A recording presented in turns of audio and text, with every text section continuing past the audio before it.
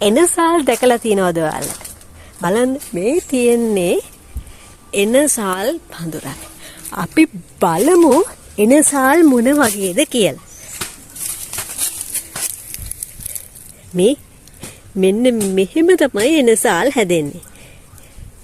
මේව පැහුනහම තමයි අපි කඩලා වේලලා ගන්න ඕනේ. කොහොමද ඔයාලගේ ගෙදරත් මෙන්න මේ වගේ එනසාල් පඳුරක් තිබුණොත් රසට කන්න කැමති අයට මදි නොකියන්න එනසාල් දාන්න පුළුවන්. මේ මොකද එනසාල් කියන්නේ ගොඩාක් මිල අධික දෙයක්.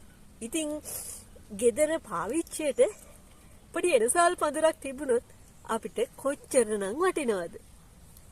බලන්නකෝ. මෙතනක් තියෙනවා. මේ තියෙන්නේ එනසාල් මලක්. මේකේ නම් හොඳ ලොකුවට එනසාල් හැදිලා තියෙනවා. මේකේ තියෙනවා. මේ තියෙන්නේ එනසාල් පඳුර. ඔයාලට පේනවා ඇති මෙන්න මේ වගේ දිගටි කොළ තමයි මේ එනසාල් වලට තියෙන්නේ.